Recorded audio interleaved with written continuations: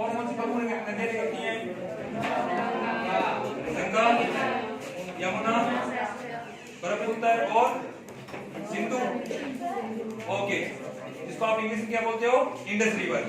अच्छा ये बताओ कि इनमें से कौन सी नदी है जो भारत और पाकिस्तान दोनों में बहती है? सिंधु नदी। शाबाश, वेरी गुड। अच्छा अब मुझे ये बताओ कि सिंधु घाटी सभ्यता जो आप जानते हो सिंधु नदी के आसपास में बसी थी, वहां के दो प्रमुख नगर बताओ। वो है दो है और कौन सा नगर? और वेरी गुड, शाबाश। तो ये देखो यहाँ से जो सिंधु नदी निकलती है हिमालय से, तो इसके ऊपर दो प्रमुख नगर बसे हुए। कौन कौन सा? एक तो हड़प्पा है और एक मोहनजोदड़ो है। जो नदी है उसके लेफ्ट साइड में कौन सा है? हड़प्पा है, और जो नदी है उसके दक्षिण दिशा में यानी उसके दाईं ओर कौन है? मोहनजोदड़ो। ठीक है, तो आज हमारा ऐसा ही एक चैप्टर है जिसमें मोहनजोदड़ो के बारे में हम पढ़ेंगे, और चैप्टर का क्या नाम है? अतीत में दबे पांव। और इसका राइटर कौन है? Very good. इसके लेके कौन है? ओके, ये देखो ये है मोहनजोदड़ो। मोहनजोदड़ो जिसका अर्थ होता है मुर्दों का टीला। क्या अर्थ होता है? मुर्दों का टीला। तो आप देख सकते हो कि मोहनजोदड़ो के अंदर किस तरह से मतलब ये सभ्यता खोजी गई थी। यानी कालांतर में क्या हुआ कि एक बार ये सभ्यता नष्ट हुई, फिर धीरे धीरे धीरे इसके ऊपर क्या मिट्टी इस पे चढ़ती गई। फिर कुछ वैज्ञानिकों ने, कुछ जो पुरातात्विक वैज्ञानिक थे, इन्होंने रिसर्च की, यहाँ पे पता लगा कि यहाँ पे कोई ना कोई सभ्यता हो सकती है। तो जब इसको खोदा गया तो पता चला कि ये एक सभ्यता है जिसको नाम दिया गया मोहनजोदड़ो, अर्थात मुर्दों का टीला। आप देख सकते हो कि इस सभ्यता के अंदर एक विशाल स्नानागार, एक कुंड मिला है जिसमें लोग नहाते थे, ऐसा कहा जाता है। कुछ सीढ़ियां आप देख सकते हो, कुछ स्ट्रक्चर आप देख सकते हो। इसके आगे देखो, उसी जो मोहनजोदड़ो सभ्यता है उसके अंदर देखो नृत्य मुद्रा में लड़की 2500 ईस्वी पूर्व, यानी 2500 ईस्वी पूर्व एक ऐसे लड़की फोटो में निकले जो नृत्य की मुद्रा में है। तो आप देख सकते हो कि उस टाइम में कैसा उनका मूर्तियों का स्ट्रक्चर होता था, कैसे वो मूर्तियां बनाते थे, क्या उनकी खड़े होने की पोस्चर था, वो सब आप इस फोटो में देख सकते हो। इसके आगे ये देखो सबसे बड़ी है जो हमारे चैप्टर के अंदर क्या आएगा, छोटे सिरपेंच का मुकुट, यानी वहां का जो मुखिया था, जो राजा था, उसका मुकुट देखो। आज तक हमने जितने भी मुकुट देखे हुए वो काफी बड़े बड़े जिसमें हार लगा होगा। तो ऐसा एक अपने पास एक प्रतिमूर्ति है, देख सकते हो आप। ये देखिए ये जो प्रतिमूर्ति है इसमें देखो एक सिर के ऊपर एक सिरपेंच बना हुआ है, ये इसका इतना सा मुकुट है। यानी इससे हमें यह पता चलता है कि जो मोहनजोदड़ो जो सभ्यता थी वो बहुत ज्यादा साधारण, मतलब वहां के जो राजा थे, मुखिया थे, वो ज्यादा मतलब आडंबर में विश्वास नहीं करते थे। वो क्या थे? बहुत ज्यादा साधारण थे। क्योंकि आपने जितने भी राजा देखे होंगे उन सब के राजाओं के ऊपर जो मुकुट है वो कितने बड़े बड़े रहे होंगे। किसी का इतना बड़ा, किसी के यहाँ पे हीरा, किसी के यहाँ पे सोना, किसी के कुछ, लेकिन आपने इससे छोटा मुकुट कभी नहीं देखा हुआ। देखो यहाँ देखो, ये लो, बस ये इसका मुकुट का हो गया। इसका मुकुट, इससे छोटा मुकुट देखा है आपने आज तक कभी भी? तो इससे में क्या पता चलता है कि जो सिंधु घाटी जो सभ्यता है वो क्या है? बहुत साधारण से है। मतलब वहां के लोग आडंबर में विश्वास नहीं करते थे। आप कोई देखना चाहे तो इसको देख सकता है क्लास के बाद में। सबको दिख रहा है? Yes sir. ओके। इसके अलावा भी मोहनजोदड़ो सभ्यता का एक प्रतिमूर्ति और है हमारे पास। कुछ इस तरह के कुछ मिट्टी के बर्तन मिले थे, कुछ मिट्टी के बर्तनों पे नक्काशी की हुई थी, उनके ऊपर कुछ ना कुछ प्रतिमूर्तियां बनाई गई थी। ये भी आपके सामने है, तो आप इसको क्लास के बाद में देख सकते हो।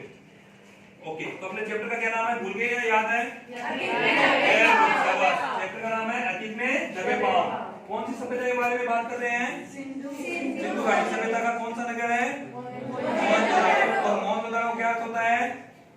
मुर्दों का टीला। Very good. ओके, तो आप देख सकते हो हम अपना चैप्टर शुरू करते हैं। अतीत में दबे पांव, लेखक का नाम है ओम थानवी। और इसके अलावा एक पिक्चर देखो, तो अगर आप जब सिंध प्रांत की ओर जाते हो, गुजरात में गिर राज्य की ओर जब जाते हो, तो वहां पे आप जब भी जाओगे तो आप देखोगे कि जो वहां के जो सांड होंगे, यानी जो वहां के बेर होंगे, उनके सींग इतने ही बड़े होंगे। उनका जो ये थुआ जिसको बोलते हैं वो भी इतना ही बड़ा होगा। एक यहाँ पे जो गले के नीचे जो लटकती हुई जो ये इनकी त्वचा है वो भी इतनी बड़ी होगी। तो देख सकते हैं कि हजारों साल पहले जब सभ्यता थी तब भी उनके पास ऐसा ही बेल था। और आज भी गिर के आसपास में गुजरात और राजस्थान के और जो सिंध प्रांत है वहां पे ऐसे ही बेल पाए जाते हैं।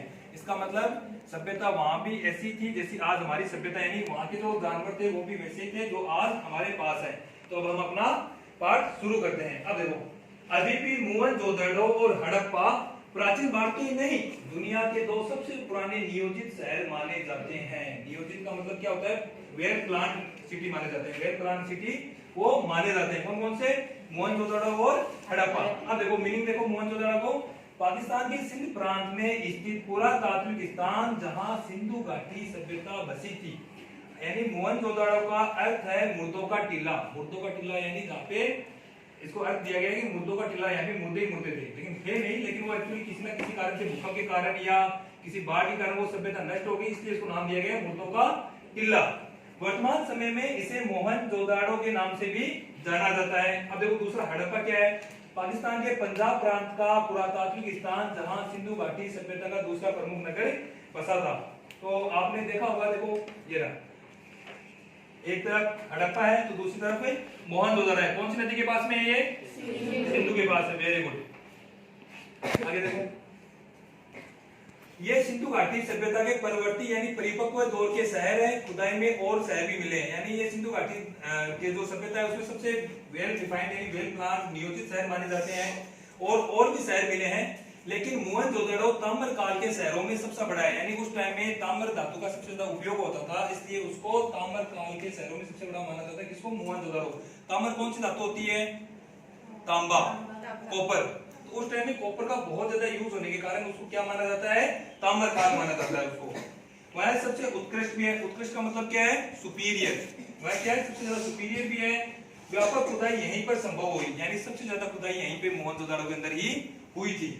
आगे देखो, बड़ी तादाद में इमारतें, सड़कें, धातु पत्थर की मूर्तियां, चाक पर बने चित्रित भांडे, जो मैंने दिखाया था ना आपको, ये देखो चाक के ऊपर चित्रित भांडे बने हैं, इसके ऊपर भी।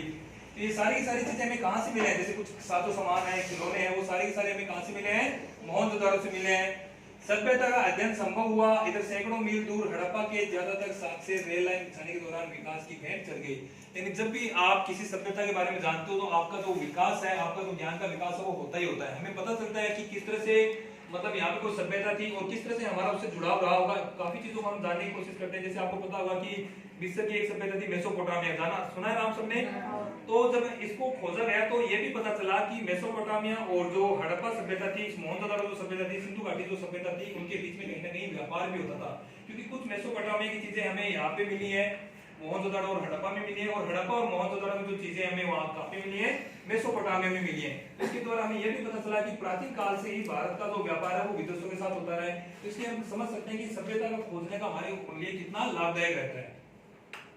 आगे कहता है कि हड़प्पा की ज्यादातर साक्ष्य रेल लाइन बिछाने के दौरान विकास की भेंट चढ़ गई। देखो इसमें एक व्यंग्य टाइप की बात की गई है कि जिस टाइम में रेल लाइन बिछाई गई थी तो उस टाइम में लोगों ने ध्यान नहीं दिया कि यहाँ पे कोई सभ्यता हो सकती है, और रेल लाइन बिछाने की वजह से वहां की जो सभ्यता वो काफी सारी उस विकास की भेंट चढ़ गई, नष्ट हो गई। कौन सी सभ्यता? हड़प्पा के जो नगर था वो उसकी काफी चीजें नष्ट हो गई। आगे देखो, मोहनजोदड़ो के बारे में धारणा है कि अपने दौर में वह घाटी की सभ्यता का केंद्र रहा होगा, और ऐसे कहा जाता है कि जो सिंधु घाटी सभ्यता है उसका प्रमुख केंद्र कौन रहा होगा?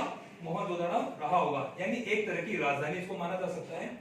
माना जाता है यह शहर 200 हेक्टेयर क्षेत्र में फैला था। आबादी कोई 85,000 थी, यानी 200 हेक्टेयर क्षेत्र, आबादी इसकी अराउंड 85,000 के आसपास। इसके बाद में वो 5,000 साल पहले यह आज के महानगर की पीढ़ी भाषा को भी लांघता हुआ। तो ये कहते हैं कि 5,000 साल पहले की जो ये सभ्यता है, तो इससे यह भी पता चलता है कि आज का महानगर, हम महानगर किसे कहते हैं? जो मेट्रो सिटीज होती है, जैसे कलकत्ता है, आपका मुंबई है, दिल्ली है, चेन्नई है।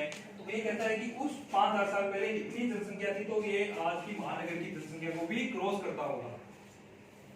दिलचस्प बात यह है कि सिंधु घाटी मैदान की संस्कृति थी, पर पूरा मोहनजोदड़ो छोटे मोटे टीलों पर आबाद था, यानी वहां पे कुछ टीले थे, उन टीलों के ऊपर वो आबादी हुई बस्ती बसी हुई थी। ये टीले प्राकृतिक नहीं थे, ये टीले क्या थे? नेचुरल नहीं थे, इनको बनाया गया था टीलों की तरह। टीला किसे कहते हैं? जैसे ड्यून होते हैं ना, उस तरह से इनको बनाया गया था। कच्ची और पक्की दोनों तरह की ईंटों का इसमें इस्तेमाल किया गया था। आप देख सकते हो, ये देखो यहाँ पे कच्ची और पक्की तरह की ईंटें बनाई गई हैं, इनको टीलों के रूप में विकसित किया गया है। ये वो अच्छा लग रहा है ना देख के? आपका भी मन करता होगा कि मैं भी वहां पे जाके देखूंगी किस तरह की ये सभ्यता है। जब आप वहां जाते हो तब आपको एहसास होगा कि ये देखो ये गलियां यहाँ से जाती हैं, कुछ सीढ़ियां इधर से जाती हैं। तो आप देखो कि 5,000 साल पहले कैसे लोगों का दिमाग कितना विकसित था। हम ये कहते हैं कि हमारे जो आदिम मनुष्य थे वो बहुत ज्यादा बर्बर रहे होंगे, उनके पास मस्तिष्क नहीं रहा होगा। लेकिन जैसे हमने इस सभ्यता को खोजा तो हमारे को ये भी पता चला कि आज से 5,000 साल पहले भी लोग कितने ज्यादा शिक्षित थे, कितने ज्यादा आबाद थे और कितना उनका दिमाग। देखो सीढ़ियां बनाने का जो तरीका, आज भी हम जो सीढ़ियां बना रहे हैं सेम 5000 साल पहले भी इसी तरह से सीढ़ियां बनाई गई थी। ये देखो जाने का एक रास्ता इसमें दिखाई दे रहा है, पूरा एक गढ़ यानी किले के टाइप में ये दिखाई दे रहा है, ठीक है। तो ये यहाँ पे जब हम यहाँ पे खुद खड़े होंगे उस समय इस चीज को हम ज्यादा महसूस कर पाएंगे। आगे देखो, ईंटों से धरती की सतह को ऊंचा उठाया गया था, यानी कच्ची और पक्की ईंटें थी, उनकी सतह से धरती को ऊंचा उठाया गया था ताकि सिंधु का पानी बाहर पसर आए और उसे बचा जा सके। यानी अगर इसलिए ऊंचा उठाया गया था ताकि अगर सिंधु में बाढ़ आए तो जो ऊंचा होने की वजह से नदी का पानी उसको टच नहीं कर सकता और उनसे बचा जा सकता है मोहनजोदड़ो के लोगों द्वारा। ये देखो कुछ गलियां हैं इसके अंदर और ये एक 33 फुट चौड़ी सड़क दिखा रहे हैं। तो आप देखते हो जब भी आप किसी अच्छी सिटी में जाते हो, जैसे चंडीगढ़ की हम बात करते हैं, तो वहां के लिए लोग कहते हैं कि वहां की सबसे बड़ी खासियत ये है कि वहां पे सड़कें बहुत चौड़ी चौड़ी हैं, ठीक है। और जिसने भी चंडीगढ़ को बसाया था उसको बहुत ज्यादा ये कहते हैं कि वो बहुत माइंडेड आदमी था, बहुत विकसित दिमाग था उसके पास, इसलिए इतनी उसने अच्छे से प्लान किया है। लेकिन हम कह सकते हैं कि हमारे जो पूर्वज थे, जो आज से हजारों साल पहले जिन्होंने मोहनजोदड़ो या हड़प्पा जैसे नगर बसाए थे, उनकी अगर हम बात करें तो वो देखो ना 33 फीट चौड़ी सड़क उनके पास भी थी, 33 फीट चौड़ी सड़क उनके पास भी थी। तो इसके द्वारा हमें पता चलता है कि हमारे जो पूर्वज थे बहुत ज्यादा विकसित दिमाग के थे, ठीक है। आगे देखो, मोहनजोदड़ो की खूबी यह है कि इस आदिम शहर की सड़कों और गलियों में आप आज भी घूम फिर सकते हैं। यहाँ की सभ्यता और संस्कृति का समान भले ही अजायब घरों में हो, लेकिन अब भी वहीं आप किसी भी दीवार से पीठ टिकाकर उससे अपना सुस्ता सकते हो, किसी भी घर में आप जा सकते हो, आपको ऐसा लगेगा कि हम आज भी वहीं पे स्थित है। ये देखो फिर से वो एक जो मैं कुंड आपको स्टार्टिंग में दिखाया था वो वाला कुंड दिखा रहे हैं इसके अंदर, ये एक गढ़ है, इसके अलावा भी इसमें बहुत सारी चीजें हैं। ओके, तो इसमें बताओ कि अभी कुछ पूछना है आपको इतने में?